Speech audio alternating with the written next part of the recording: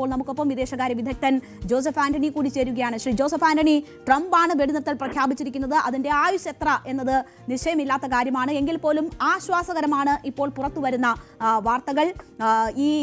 ഇത് എത്രമാത്രം നമുക്ക് വിശ്വസനീയമാണ്?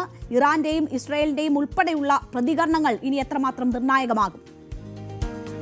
നിങ്ങൾ പറഞ്ഞത് കണക്ക് പ്രധാനപ്പെട്ട ഒരു പ്രശ്നം ഈ ട്രംപിന്റെ വാക്കുകളെ ലോകത്തിന് എങ്ങനെ വിശ്വസിക്കാൻ കഴിയുമെന്നുള്ളതാണ്. അതായത് 3 ദിവസം മുമ്പ് ട്രംപ് പറഞ്ഞു ഒരു കാരണവശാലും ഒരു ചർച്ച തുറക്കുന്ന പ്രശ്നമേ ഇല്ല എന്നാ പറഞ്ഞു. 72 മണിക്കൂർ മുമ്പ്. 48 മണിക്കൂർ മുമ്പാണ് ട്രംപ് പറഞ്ഞത് നിങ്ങൾക്ക് ഇറാന് ഞാൻ 48 മണിക്കൂർ തരുന്നു, അതിനു മുമ്പ് നിങ്ങൾ ഹോർമുസ് കടലിടുക്ക് തുറന്നില്ലെങ്കിൽ നിങ്ങൾക്ക് സർവനാശമാണ് സംഭവിക്കാൻ പോകുന്നത്. നിങ്ങളുടെ മുഴുവൻ പ്രധാനപ്പെട്ട എണ്ണപ്പാടങ്ങളെ ഞാൻ കത്തിച്ച് കളയും, ഓബ്ലിറ്ററേറ്റ് ചെയ്യുന്ന, തുടച്ചു നീക്കി കളയുമെന്ന് അദ്ദേഹം പറഞ്ഞു. അപ്പൊ എന്താ ഇറാൻ പറഞ്ഞു? ഇറാൻ പറഞ്ഞു ഞങ്ങളുടെ എണ്ണപ്പാടങ്ങൾക്ക് നേരെ ആക്രമണം നടത്തിയാൽ പശ്ചിമേഷ്യയിലെ മുഴുവൻ എണ്ണപ്പാടങ്ങളെയും ഞങ്ങൾ കത്തിക്കുമെന്നാ പറഞ്ഞു. അപ്പൊ സ്വാഭാവികമായിട്ടും ഇത് ഒന്നെന്ന് പറയുന്നത് ഈ ആവശ്യമില്ലാത്ത യുദ്ധത്തിലൂടെ അമേരിക്കയിലെ സാധാരണക്കാരായിട്ടുള്ള ജനങ്ങൾ വളരെയധികം അവരുടെ ബുദ്ധിമുട്ട് വർദ്ധിച്ചിരിക്കുകയാണ്. 1. 2, അവിടുത്തെ മാഗ മൂവ്മെന്റിനെ കുറിച്ച് പറയുന്ന ആൾക്കാർ പറയുന്നത് മാഗ മൂവ്മെന്റ് മരിച്ചു എന്നാ പറയുന്നത്. ഈ യുദ്ധത്തോടു കൂടിയിട്ട് മാഗ മൂവ്മെന്റ് മരിച്ചു എന്നാ പറയുന്നത്. എന്ന് മാത്രമല്ല അമേരിക്കയിൽ ഇദ്ദേഹത്തിന്റെ വളരെ ശക്തരായിട്ടുള്ള ആളുകളായിരുന്ന ടക്കർ കാൾസൺ എന്ന് പറയുന്ന മാധ്യമ പ്രവർത്തകൻ നിരന്തരമായി ഈ ട്രംപിന്റെ ഇറാൻ ആക്രമണത്തെ വിമർശിച്ചുകൊണ്ടിരിക്കുകയാണ്. അദ്ദേഹത്തിന്റെ അമേരിക്കയുടെ ആന്റി ടെററിസം വിഭാഗത്തിന്റെ ഡയറക്ടറായിരുന്ന ജോസഫ് കെന്റ് ഈ ഇറാനെതിരെ അമേരിക്ക നടത്തിയ ആക്രമണത്തിൽ പ്രതിഷേധിച്ച് രാജിവെച്ചു 2 ദിവസം മുമ്പ്. എന്ന് പറഞ്ഞാൽ ഈ ട്രംപ് നടത്തുന്ന ഈ ആക്രമണത്തെ റിപ്പബ്ലിക്കന്മാർ പോലും പിന്തുണയ്ക്കുന്നില്ല. റിപ്പബ്ലിക്കന്മാരുടെ അത് മാത്രമല്ല ശ്രീ ജോസഫ് ആന്റണി, നോക്കൂ, പൂർണ്ണമായും കീഴടങ്ങൽ എന്നതായിരുന്നു ട്രംപ് ആവർത്തിച്ച് പറഞ്ഞത്. സമ്പൂർണ്ണ കീഴടങ്ങൽ എന്ന് പറഞ്ഞ രാഷ്ട്രവുമായി സംസാരിച്ച് ഞാനിപ്പോ വെടിനിർത്തൽ പ്രഖ്യാപിച്ചിരിക്കുന്നു എന്ന് ട്രംപ് തന്നെ പറയുന്നു. അതെ, ഉപാധികളില്ലാതെ കീഴടങ്ങുക, നിങ്ങളെ ഞങ്ങൾ സമ്പൂർണ്ണമായി നശിപ്പിക്കും, നിങ്ങളുടെ ആണവ പദ്ധതികളെ ഞങ്ങൾ സമ്പൂർണ്ണമായി നശിപ്പിക്കുമെന്ന് പറയുകയും 72 മണിക്കൂർ മുമ്പ് നിങ്ങൾക്ക് ഞാൻ ഒരു വിധമായ ചർച്ചകൾക്കും ഇല്ല എന്ന് പറയുകയും അത് കഴിഞ്ഞ് 24 മണിക്കൂറിന് മുമ്പ് അദ്ദേഹം പറഞ്ഞു 48 മണിക്കൂർ ഞാൻ നിങ്ങൾക്ക് തരുന്നു, ഹോർമുസ് കടലിലേക്ക് തുറക്കുകയും ചെയ്യണം. എന്താ ഇതിന്റെ കാര്യം? ലോകത്തോട്ട്, അതായത് ഇറാനെതിരായിട്ട് ഇസ്രായേലും അമേരിക്കയും ചേർന്ന് നടത്തിയ യുദ്ധം പശ്ചിമേഷ്യ മാത്രമല്ല നമുക്ക് എല്ലാവർക്കും അറിയുന്ന പോലെ നമ്മുടെ ഓരോരുത്തരുടെയും വീടുകളെ വരെ ആശങ്കയിലാഴ്ത്തിയിരിക്കുകയാണെന്നല്ല അറിയാമല്ലോ. അപ്പൊ അത് ലോകത്തൊട്ടാകെ ലോക യുദ്ധമായിട്ട്, ലോകത്തെ എല്ലാ രാജ്യങ്ങളും ചേർന്ന് യുദ്ധം നടത്തില്ലെങ്കിലും ലോകത്തെ മുഴുവൻ ജനങ്ങളെയും ബാധിക്കുന്ന യുദ്ധമായി ഇത് മാറിക്കഴിഞ്ഞു. അമേരിക്കയിൽ അത് അതിശക്തമായ പ്രതിഷേധം അതിനെതിരായിട്ടുണ്ട്. അതുപോലെ തന്നെ ഇപ്പൊ ഏറ്റവും ഒടുവിൽ ഈ 48 മണിക്കൂർ പ്രഖ്യാപനം വന്നപ്പോഴാണ് പശ്ചിമേഷ്യൻ രാജ്യങ്ങൾ മുഴുവൻ ഈ അമേരിക്ക ഒരു കാരണവശാലും ഇതുമായിട്ട് മുന്നോട്ട് പോകാൻ കഴിയത്തില്ല. പശ്ചിമേഷ്യൻ രാജ്യങ്ങളുടെ ഏറ്റവും പ്രധാനപ്പെട്ട സ്രോതസ് എന്ന് പറയുന്ന എണ്ണ വ്യാപാരമാണ്. ആ എണ്ണ വ്യാപാരം നിലച്ചാൽ പശ്ചിമേഷ്യൻ സമ്പദ് വ്യവസ്ഥ മുഴുവൻ നശിക്കും. അപ്പൊ സ്വാഭാവികമായിട്ടും ഇത് ഇറാനെ സംബന്ധിച്ചൊരു നിലനിൽപ്പിന്റെ യുദ്ധമാണ്. ഇറാന്റെ എണ്ണ സ്രോതസ്സിനെ മുഴുവൻ നശിപ്പിച്ചാൽ തീർച്ചയായിട്ടും പിന്നെ ഇറാൻ എന്താ നോക്കാനുള്ളത്? ഇറാൻ തീർച്ചയായിട്ടും പശ്ചിമേഷ്യൻ രാജ്യങ്ങളുടെ എണ്ണ സമ്പത്തുകളെ ഇല്ലാതാക്കും. അതുകൊണ്ട് ആ ഒരു ആപത്ത് മനസ്സിലാക്കിക്കൊണ്ടാണ് വാസ്തവത്തിൽ ഈ വളരെ അപ്രതീക്ഷിതമെന്ന് തോന്നാവുന്ന തരത്തിൽ, അതായത് ഇപ്പൊ അദ്ദേഹം പറഞ്ഞിരിക്കുന്നത് ഇറാനെ പൂർണ്ണമായും ആക്രമിക്കത്തില്ല എന്നല്ലോ എന്ന് പറഞ്ഞിരിക്കുന്നത്. അദ്ദേഹത്തിന്റെ വാചകം വളരെ കൃത്യമാണ്. ഞങ്ങൾ കഴിഞ്ഞ 2 ദിവസമായി ചർച്ചകൾ നടന്നുകൊണ്ടിരിക്കുകയാണ്. ആ ചർച്ചകളുടെ ടോൺ ആൻഡ് ടെനർ, അതിന്റെ രീതികളും സ്വഭാവവും മെച്ചമാണ് എന്നുള്ളത് കൊണ്ട് ഞങ്ങൾ എണ്ണപ്പാടങ്ങൾക്കെതിരെ എണ്ണ ഇൻഫ്രാസ്ട്രക്ചറിന് നേരെ ആക്രമണം നടത്തില്ല എന്ന് മാത്രമാണ് അദ്ദേഹം പറഞ്ഞിട്ടുള്ളത്. എന്ന് മാത്രമല്ല ഇത് ഈ വരുന്ന ദിവസങ്ങളിൽ നടക്കാൻ പോകുന്ന ചർച്ചകളുടെ അടിസ്ഥാനത്തിലായിരിക്കും ഇതങ്ങോട്ട് മുന്നോട്ട് പോവുക എന്നും പറഞ്ഞിട്ടുണ്ട്. അതൊരു കാര്യം. തീർച്ചയായും ഇതിലിപ്പോ ഇങ്ങനെ ഒരു വെടിനിർത്തലിലേക്ക് കാര്യങ്ങൾ എത്തിയത് എങ്ങനെയെന്നാണ് താങ്കൾ കരുതുന്നത്? 48 മണിക്കൂർ ഡെഡ് ലൈൻ പ്രഖ്യാപിച്ചതിന് ശേഷം വലിയ സമ്മർദ്ദം ട്രംപിന് മേൽ ഉണ്ടായിരുന്നു എന്നാണ് മനസ്സിലാകുന്നത്.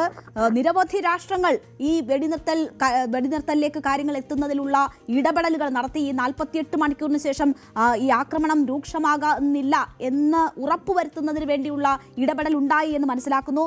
ഒമാൻ അക്കാര്യം സ്ഥിരീകരിച്ചിട്ടുണ്ട്. ഞങ്ങൾ ചില കാര്യങ്ങൾ സംസാരിച്ചിട്ടുണ്ട് എന്ന കാര്യം ഒമാൻ ഫിനാൻസ് മിനിസ്റ്റർ ഇപ്പോൾ സ്ഥിരീകരിക്കുന്നു എന്ന് വരുന്നു. അപ്പോൾ ഗൾഫ് രാഷ്ട്രങ്ങളുടെ വലിയ സമ്മർദ്ദം, അതോടൊപ്പം തന്നെ മറ്റു രാഷ്ട്രങ്ങളുടെയും സമ്മർദ്ദമാണോ ട്രംപിനെ ഇപ്പോൾ ഇങ്ങനെ ഒരു പ്രഖ്യാപനത്തിലേക്ക് എത്തിച്ചിരിക്കുന്നത്?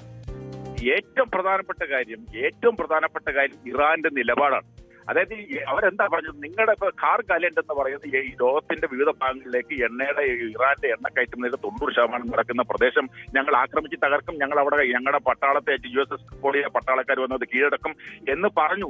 ആ പറഞ്ഞതിനുള്ള മറുപടി അവർ പറഞ്ഞു, ഞങ്ങളുടെ എണ്ണപ്പാടങ്ങൾക്ക് നേരെ, അതായത് ഇറാൻ എന്ന് പറയുന്ന രാജ്യത്തിന്റെ മുഴുവൻ സമ്പദ് വ്യവസ്ഥയും തകർക്കുന്ന തരത്തിലുള്ള ആക്രമണം ഉണ്ടായാൽ ഞങ്ങൾ തീർച്ചയായിട്ടും പശ്ചിമേഷ്യയിലെ മുഴുവൻ എണ്ണപ്പാടങ്ങളെയും തകർക്കും എന്ന് പറയുന്ന അതിശക്തമായ ഇറാന്റെ ഒറ്റ പ്രതികരണമാണ് ഈ പശ്ചിമേഷ്യൻ രാജ്യങ്ങളെ മുഴുവൻ ഉടൻ തന്നെ ഈ യുദ്ധം നിർത്തുന്നതിന് വേണ്ടി അല്ലെങ്കിൽ യുദ്ധം താൽക്കാലികമായി അവസാനിപ്പിക്കുന്നതിനെങ്കിലും വേണ്ടിയിട്ട് അമേരിക്ക നിലപാടെടുക്കണമെന്ന സമ്മർദ്ദ ശക്തമാണ്. അല്ലാതെ മറ്റു രാജ്യങ്ങൾക്കൊന്നും ഇതിനകത്ത് വലിയ റോളൊന്നുമില്ല.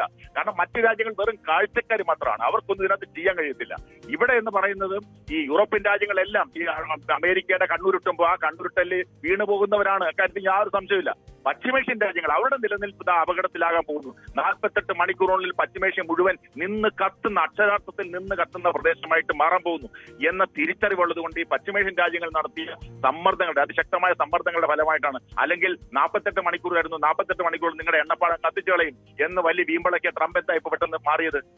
മാറേണ്ടി വരും. കാരണം അമേരിക്കയിൽ അദ്ദേഹത്തിനെതിരെ ശക്തമായ പ്രതിഷേധവും ശക്തമായ എതിർപ്പും വരുന്നു. ലോകത്തിന്റെ വിവിധ ഭാഗങ്ങളിൽ ശക്തമായ എതിർപ്പ് വരുന്നു. ലോകം മുഴുക്കെ ആരെയാ കുറ്റക്കാരായിട്ടാണ്?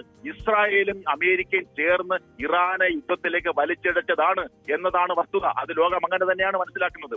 അതുകൊണ്ട് അത് അമേരിക്കയിലെ മിഡ് ടേം ഇലക്ഷൻ നടക്കാൻ പോകുന്ന നവംബറിൽ അദ്ദേഹത്തിന്റെ 3/1 സെനറ്റർമാരും പുനർതെരഞ്ഞെടുപ്പ് നേരിടേണ്ടി വരും. 3/1 ഗവർണർമാർ തെരഞ്ഞെടുപ്പ് നേരിടേണ്ടി വരും. ഹൗസ് ഓഫ് റെപ്രസെന്റേറ്റീവ്സ് മുഴുവൻ തെരഞ്ഞെടുപ്പ് നേരിടേണ്ടി വരും. അവരെല്ലാം നിരന്തരം പറഞ്ഞുകൊണ്ടിരിക്കുന്ന കാര്യമൊന്നുമില്ല, നിങ്ങൾ യുദ്ധം അവസാനിപ്പിക്കണം. യുദ്ധം അവസാനിപ്പിച്ചില്ലെങ്കിൽ ഈ നവംബർ മാസം നടക്കുന്ന മിഡ് ടേം ഇലക്ഷനിൽ നമുക്ക് ഹൗസ് ഓഫ് റെപ്രസെന്റേറ്റീവ്സിന്റെ ഭൂരിപക്ഷം നഷ്ടപ്പെടും, സെനറ്റിലെ ഭൂരിപക്ഷം നഷ്ടപ്പെടും. സെനറ്റിലെയും ഹൗസ് ഓഫ് റെപ്രസെന്റേറ്റീവ്സിലെയും ഭൂരിപക്ഷം നഷ്ടപ്പെട്ടു കഴിഞ്ഞാൽ അമേരിക്കൻ പ്രസിഡന്റ്, രണ്ടാമത്തെ തവണ ഇരിക്കുന്ന പ്രസിഡന്റിനെ പിന്നെ ലെയിം ഡക്ക് പ്രസിഡന്റ് എന്ന് അറിയപ്പെടുന്നത്, അതായത് ഫലപ്രദമായി അമേരിക്കൻ ഭരണകൂടത്തിൽ ഇടപെടാൻ കഴിയാത്ത പ്രസിഡന്റായിട്ട് ട്രംപ് മാറും.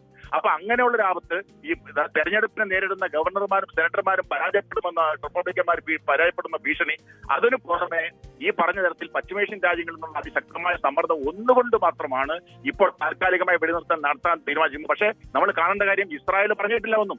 ഇസ്രായേൽ എങ്ങനെ പ്രതികരിക്കുന്നു പറഞ്ഞിട്ടില്ല. നമുക്ക് എല്ലാവർക്കും അറിയാം, ഇസ്രായേലിലെ ഈ മാധ്യമങ്ങളുടെ വാ മൂടി കെട്ടിയിരിക്കുന്നതുകൊണ്ട് അവിടെ നടക്കുന്ന മരണങ്ങളും അവിടെ നടക്കുന്ന ആക്രമണവും നമ്മൾ മനസ്സിലാക്കുന്നില്ല. നമുക്ക് എല്ലാവർക്കും അറിയാം, ഡിമോണ എന്ന് പറയുന്ന ഇസ്രായേലിന്റെ ആണവ കേന്ദ്രത്തിനെതിരെയാണ് കഴിഞ്ഞ ദിവസം ഇസ്രായേൽ ആക്രമണം നടത്തിയത്. നമുക്കെല്ലാവർക്കും അറിയാം, ഇറാൻ നിഷേധിച്ചുവെങ്കിലും 4000 കിലോമീറ്റർ അകലെ കിടക്കുന്ന ടീഗോ ഗാർഷ്യയിലേക്ക് ആക്രമണം നടന്നിരിക്കുന്നു. അപ്പൊ സ്വാഭാവികമായിട്ടും ഞങ്ങളുടെ ഈ ഇറാന്റെ 90% നേവൽ ഫോഴ്സിനെ നശിപ്പിച്ചു, 90% ബാലിസ്റ്റിക് മിസൈലിനെ നശിപ്പിച്ചു. എവിടെ നശിപ്പിച്ചു? നിരന്തരം ആക്രമണം, അതിശക്തമായ ആക്രമണം നടത്തിക്കൊണ്ടിരിക്കുകയാണ്. അതായത് ഒരു $1000 വിലയുള്ള ഒരു ആയുധം ഉപയോഗിച്ചു കഴിഞ്ഞാൽ ചില സൂചനകൾ വരുന്നു. നോ ഡയറക്ട് ടാക്സ് എന്ന് ഇറാന്റെ പ്രതികരണം വരുന്നു എന്ന ചില റിപ്പോർട്ടുകളുണ്ട്. ഞങ്ങൾ ചർച്ച നടത്തിയിട്ടില്ല എന്ന് ഇറാൻ പറയുന്നു എന്നതിന്റെ ചില സൂചനകൾ വന്നുകൊണ്ടിരിക്കുകയാണ്. ഈ ചർച്ച നടന്നിട്ടില്ല എന്ന കാര്യം ചർച്ച നടന്നു എന്ന കാര്യം ഇറാൻ നിഷേധിക്കുകയാണെങ്കിൽ ട്രംപിന് വലിയ നാണക്കേടായിരിക്കും അത് ഉണ്ടാക്കുക എന്നതുകൂടിയുണ്ട്. എന്തായാലും അങ്ങനത്തെ റിപ്പോർട്ടുകൾ കൂടി വരുന്നു. ശ്രീ ജോസഫ് ആന്റണി, അല്ല, ഈ ചർച്ചകൾ രഹസ്യമായി നടക്കുന്നുണ്ട്, പല മധ്യസ്ഥർ വഴി ചർച്ചകൾ നടക്കുന്നുണ്ട് എന്നുള്ള കാര്യത്തിൽ ഒന്നും സംശയമില്ല. ഒരു രാജ്യവും ഈ യുദ്ധം നടന്ന് നശിക്കാനായിട്ട് ആഗ്രഹിക്കുന്നില്ല. അവർ പല ചാനലുകളിലൂടെയും ഈ പറഞ്ഞ തരത്തിൽ ഒരു സമവായത്തിനോ അല്ലെങ്കിൽ സമാധാനത്തിനോ ശ്രമിക്കും. എല്ലാ കാലത്തും യുദ്ധം നടന്നുകൊണ്ടിരിക്കുമ്പോൾ തന്നെ ശത്രു രാജ്യങ്ങൾ പല മാർഗങ്ങളിലൂടെ പല മധ്യസ്ഥരിലൂടെ ഈ പറഞ്ഞ ചർച്ചകൾ നടത്തുമെന്നുള്ള കാര്യം സംശയമില്ല. പിന്നെ ഈ ട്രംപ് പറയുന്ന വാക്കിനെന്ന് നമുക്ക് പൂർണ്ണമായി വിശ്വസിക്കാൻ കഴിയത്തില്ല. കാരണം അദ്ദേഹത്തെ അങ്ങനെ വിശ്വസിക്കാൻ കൊള്ളുന്ന ഒരാളല്ല. പക്ഷെ എങ്കിൽ പോലും അദ്ദേഹത്തിന്റെ ഭാഗത്ത് ഇത് ചർച്ച നടന്നാലും ഇല്ലെങ്കിലും 5 ദിവസത്തേക്ക് ഒരു സംഘർഷം അമേരിക്കയുടെ ഭാഗത്തുനിന്ന് ഇല്ലാതാവുന്നു എന്ന് പറയുന്നത് തന്നെ അത് നമുക്കൊരു ആശ്വാസമുള്ള കാര്യമാണ്. ഇനി നമ്മൾ അറിയേണ്ടത് ഇസ്രായേൽ ഇതിനെ എങ്ങനെ ചെയ്യും, ഇറാൻ ഇതിനെ എങ്ങോട്ട് പ്രതികരിക്കും എന്നുള്ളതാണ്. എന്തായാലും തീർച്ചയായിട്ടും ഇറാന്റെ എണ്ണപ്പാടങ്ങളെ ആക്രമിക്കത്തില്ല എന്ന് പറയുമ്പോൾ തീർച്ചയായിട്ടും പശ്ചിമേഷ്യൻ രാജ്യങ്ങൾക്ക് ഇറാന് പശ്ചിമേഷ്യൻ രാജ്യങ്ങളുടെ എണ്ണപ്പാടങ്ങളെ ആക്രമിക്കാനായിട്ട് പറ്റില്ല. പിന്നെ ബാക്കിയുള്ള കാര്യങ്ങൾ ഈ ഇസ്രായേൽ ഏത് തരത്തിലുള്ള ആക്രമണമാണ് ഈ ഇറാനെതിരെ നടത്തുന്നത് എന്നുള്ളത് അടിസ്ഥാനപ്പെടുത്തിയിട്ടാണ് അടുത്ത മണിക്കൂറുകളിൽ എന്ത് സംഭവിക്കാൻ പോകുന്നത് നമുക്ക് തിരിച്ചറിയാൻ കഴിയുക. തീർച്ചയായും എന്തായാലും നിർണായക മണിക്കൂറുകളാണ്. വളരെ ലോകം പ്രതീക്ഷിച്ച ഒരു വാർത്തയാണ് വന്നിട്ടുള്ളത്. അത് താൽക്കാലിക വെടിനിർത്തലുമായി ബന്ധപ്പെട്ടാണ്. 5 ദിവസത്തേക്ക് വെടിനിർത്തൽ പ്രഖ്യാപിക്കുന്നു എന്നതാണ് ട്രംപ് പറഞ്ഞിട്ടുള്ളത്. അത് ഇറാനുമായി നടത്തിയ ആശയവിനിമയങ്ങളുടെ അടിസ്ഥാനത്തിൽ വളരെ ആരോഗ്യകരമായ ചർച്ചകളുടെ അടിസ്ഥാനത്തിൽ വെടിനിർത്തലിലേക്ക് പോകുന്നു എന്നതാണ്. ട്രംപിന്റെ 48 മണിക്കൂർ അന്ത്യശാസനം അവസാനിക്കാൻ 12 മണിക്കൂർ ബാക്കി നിൽക്കുമ്പോഴാണ് ഇറാനിൽ ഒരു വെടിനിർത്തൽ ട്രംപ് പ്രഖ്യാപിച്ചിരിക്കുന്നത്.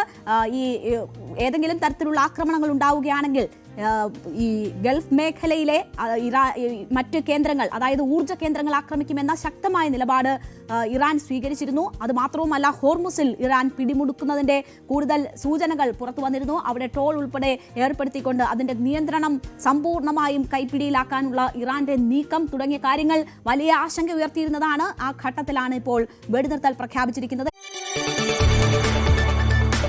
കൂടുതൽ വാർത്തകൾക്ക് news 18 Keralam YouTube channel subscribe ചെയ്യുക.